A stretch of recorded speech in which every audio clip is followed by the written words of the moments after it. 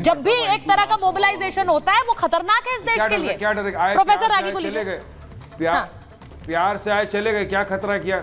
नहीं क्या सुचरिता, कल चक्का जाम सा हो गया मुंबई में, और हम ये बार बार कह रहे हैं कि ये प्रयोग जो है ये कई बार बोला गया कि दिल्ली में एक शाहीन बाग बनाने की कोशिश हुई, वही कोशिश दिल्ली में भी हो सकती है। प्रोफेसर रागी। सुचरिता, मैं बहुत साफ बोलना चाहता हूं। मैं रोहन गुप्ता की तरह न पॉलिटिकल आदमी हूं, न बाकियों की तरह पॉलिटिकल आदमी हूं। इस्लामिक कट्टरता का जवाब, और इस्लामिक कट्टरता इस्लामिक एक्सपेंशनिज्म के लिए है। उसका पूरी प्रकृति आप पूरी दुनिया में देखेंगे। 1400 साल के इतिहास का मैं वर्णन कर रहा हूं। इस्लामिक कट्टरता का जवाब हिंदू सौहार्द हो ही नहीं सकता। गांधी ने इसकी कोशिश की थी, खिलाफत आंदोलन से जोड़ने की कोशिश की थी, इसीलिए की थी ताकि हमारी गायें बच जाएं। लेकिन वही अली ब्रदर्स ने गांधी के लिए कहा कि एक गिरा से गिरा मुसलमान भी गांधी से बेहतर इंसान है। ये तो इनकी मानसिकता है। और इसलिए मैं बार बार कहता हूं कि ये जो कट्टरता हिंदू समाज में आई है, जो ये कह रहे हैं, जिसके बारे में अभी जिक्र कर रहे थे, वो इसलिए आई है क्योंकि आप जंगलों में अंदर तक घुस करके हर जगह 15-15, 10-10 गज पर जाकर के आप मजार खड़ा कर लेते हैं। ये जिहाद जो है, लैंड जिहाद के खिलाफ जो है हिंदू समाज जग रहा है, और इसका विरोध होगा। यदि आप जाकर के सर्तन से जुदा के नारे लगाएंगे तो ऐसे तो है नहीं कि हिंदू लोग सोच नहीं रहा है कि आपकी इस्लामिक कट्टरता को पहचान नहीं रहा है। पूरा अफगानिस्तान तो आपने बर्बाद कर दिया, पाकिस्तान आपने बर्बाद कर दिया, सारे मंदिर तोड़ डाले। हाँ। अफगानिस्तान के मंदिर तोड़ देंगे तो जब भारत के अंदर मुसलमानों की जनसंख्या बढ़ जाएगी तो यहाँ के हिंदू मंदिर बचेंगे क्या? वो जानते हैं इस चीज को अच्छी तरीके से। धीरे धीरे हिंदू ये महसूस कर रहा है। इसलिए आप प्रतिक्रिया देना बंद कीजिए, क्योंकि ये चीजें जो है वो विस्बेल की तरह खड़ी होंगी। और आइडेंटिटी का सवाल है। ठीक है, आइडेंटिटी के लिए कौन सी गंगा जमुनी तहजीब है भाई? अरब की संस्कृति को भारत में थोपने वाला मुसलमान कहता है, जिसके सारे बाप पुरखे जो है वो यहाँ के ही थे। एक अंतिम बात और कह रहा हूँ, 10 सेकंड और। वक्फ बोर्ड कानून को रद्द करना चाहिए, इसे फाड़ करके इसे अरब सागर में फेंक देना चाहिए। हमारे बाप दादों की जमीन थी, जिसे मुगलों और सुल्तानों के आक्रांताओं ने छीना है हमसे। देखिए, मैं आपको कह रही हूँ, वक्फ के पाकिस्तान के हिंदुओं की प्रॉपर्टी को वहां सरकार करती है, तो भारत से भागने वाले मुसलमानों की संपत्ति भारत सरकार की क्यों नहीं हो सकती? मैं जवाब देना चाहूंगा। हाँ बोलिए, वारिस साहब बोलिए, जवाब दे दीजिए। वो कह रहे खत्म करो इस वक्फ को, नहीं जरूरत है इसकी। वक्फ बोर्ड को फाड़ के वक्फ नहीं, उन्होंने इतना प्यार से, इसमें तो आग लगा देनी चाहिए। ये हर इसकी कॉपी पूरे देश में जलानी चाहिए। सुनिए, ये लैंड जिहाद है इस देश में। बोलिए, जवाब दीजिए। प्रॉपर्टी जमीन बाहर बैठती है। अरे आप कहते हो कि हम कानून बिना कागज दिखाए, कागज नहीं दिखाएंगे तुम्हारी संपत्ति भी होगी। नहीं कि मेरी बात लोगों तक पहुंचे। ये फंस गए बोल के इसलिए चाहते नहीं है कि मैं लोगों तक इनकी बात पहुंचाऊं। इन्होंने कहा कि वक्फ के कानून को फाड़ फूड़ के फेंक देना चाहिए, जला देना चाहिए। अरे आपको मालूम है जेपीसी के अंदर मीटिंग चल रही है, मीटिंग पेंडिंग है, बिल पेंडिंग है, वहां पे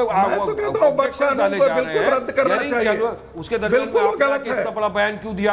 आप अपना बिल्कुल गलत है। अरे आप कौन होते हो बोलने वाले? जेपीसी में चाहूंगा कि इस तरह की बात जो कर रहे हैं उनको रोके। अरे मैं ही बोलने वाला हूँ, क्योंकि मुसलमानों ने धमका करके कांग्रेस पार्टी को वक्फ कानून में अपने लिए संशोधन करवाया है। सुप्रीम कोर्ट ने कहा वक्फ, कांग्रेस पार्टी ने इस देश के साथ गद्दारी। अरे नहीं, आपके बोलने से once a waqf always a waqf, Supreme Court ने बोला है। ये हमारे मजलूमों का, गरीबों का अधिकार है। ये हमारे मदरसे, मस्जिदें, कब्रिस्तान है, हम छीनने नहीं देंगे। एक सेकंड में विवेक जी के पास जा रही हूँ। आप जो बात कह रहे हैं, सुप्रीम कोर्ट जाएंगे, संविधान का सहारा लेंगे। रोहन जी और विवेक जी को सुप्रीम कोर्ट जाइए, बिल्कुल सही कह रहे हैं। जेपीसी में ये मामला है वारिस साहब, जेपीसी में अभी ये मामला है और जेपीसी इस पर तय करेगी कोई भी कानून। और ये बात उस दिन, जैसा मैं बता रही, जगदंबिका पाल जेपीसी की एक बैठक के बाद कह भी रहे थे कि अगर हम चाहते, सरकार चाहती तो इसको ले आ सकती थी, लेकिन जेपीसी में भेजा गया है। भाई विवेक जी, उसके नाम पर ये भड़काऊ सियासत जारी है सर, जारी है। कोई भड़काऊ सियासत नहीं है। एक तो सबसे पहले 2014 से अब तक मुसलमानों की हंटिंग करने के अलावा इस सरकार के पास कोई काम नहीं है। कभी लव जिहाद बिल, कभी वक्फ का बिल ले आएंगे, कभी कौन किससे शादी कर रहा है, कभी क्या इस गवर्नमेंट के पास जॉब्स, पढ़ाई लिखाई, एम्प्लॉयमेंट ये सब में कंसंट्रेट करने के लिए कोई काम नहीं है? आप अपने समाज को सुधारिए ना, जो हिंदू समाज है और उसमें जो फैला हुआ करप्शन है, जो डाउरी डेथ्स है, वो तो आपसे देखा नहीं जाता। मुसलमानों के घरों में झांक के पिछले 10 साल से आप डिस्टर्बेंसेस क्रिएट कर रहे हैं, जगह जगह घेर रहे हैं मस्जिदों को। कभी हनुमान जयंती के दिन किसी मस्जिद के बाहर डीजे बजा के डांस कर रहे हैं, कभी कांवड़ यात्रा के ड्यूरिंग कुछ हो रहा है। तो इस तरह की नॉनसेंसिकल चीजें जानबूझ के संघ परिवार अगर सो कॉल्ड हिंदू मोबिलाइजेशन और हिंदू एम्पावरमेंट के नाम पे करेगा तो देश कहां जाएगा? अरे बाबा, ये हिंदू राष्ट्र नहीं है, ना हिंदुओं का मुल्क है, ये नहीं, एक मिनट विवेक जी, एक सवाल सुनिए मेरा, एक सवाल सुनिए। अगर मुसलमान सड़कों पर उतर रहा है तो वो तो अपने मन से उतर रहा है, उसके मन में डर है इसलिए उतर रहा है। लेकिन अगर हिंदू सड़क पर उतर रहा है तो वो आरएसएस की देन है, वो बीजेपी की देन है। मतलब हिंदू अपने मस्तिष्क से कुछ नहीं सोच सकता है, उसे उकसाया जा रहा है, लेकिन मुसलमान अपने मन से उतर रहा है। हाँ, दोनों का फर्क समझ लीजिए। दोनों माइनॉरिटी और मेजॉरिटी में एक फर्क होता है।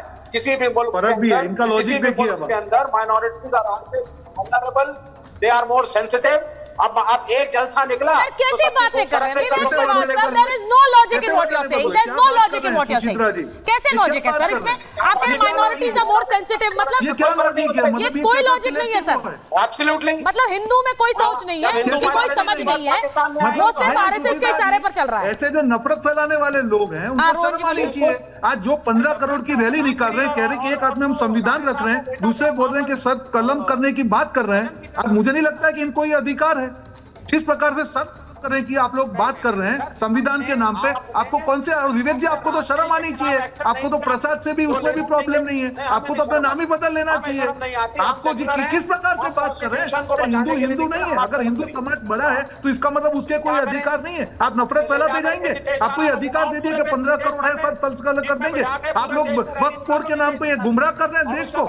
ये असउद्दीन ओवैसी बोल रहे हैं कि कोई भी मस्जिद किसी विवेक श्रीवास्तव जी 1 करोड़ सुझाव आए अपनी राजनीति को आगे बढ़ाने के लिए सर पूरे के पूरे हिंदू समाज को आप कह देंगे कि उनमें समझ नहीं है। मुझे ये बड़ी अटपटी बात लगती है विवेक श्रीवास्तव जी। मतलब माइनॉरिटीज आप कह रहे हैं उनमें समझ है, वो संवेदनशील हैं, लेकिन जो हिंदू समाज है वो बिल्कुल उनमें वो बेअकल है, उनमें अकल ही नहीं है, वो सिर्फ उस राह पर चल रहे हैं जो सर ऐसा होता तो मैं उसी लॉजिक से बता रही हूँ। अगर पूरा का पूरा हिंदू समाज बीजेपी के इशारे पर चल रहा होता तो बहुत चीजें अलग हो जाती सर। ऐसा नहीं होता है। आपका भी तो कोई वोट बैंक है, या आप कहना चाह रहे हैं कि इंडिया गठबंधन का वोट बैंक सिर्फ और सिर्फ माइनॉरिटीज है, हिंदू नहीं है? ये कह रहे हैं आप? हमने तो नहीं कहा ऐसा, हमने नहीं कहा ऐसा।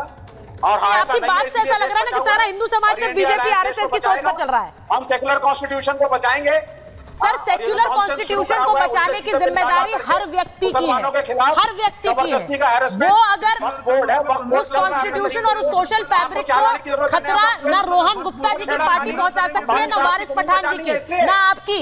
इसीलिए बोल रही हूं कि ये तस्वीरें जब आप एक पूरा झुंड लेकर निकल जाते हैं कई बार खतरनाक है, क्योंकि ये क्रिया की प्रतिक्रिया है, ये खुद बोल रहे हैं और पैनलिस्ट आप सब बोल रहे हैं। तो इस क्रिया की प्रतिक्रिया क्या होगी जरा सोचिए। मेरे पास इतना ही समय था, बहुत बहुत धन्यवाद।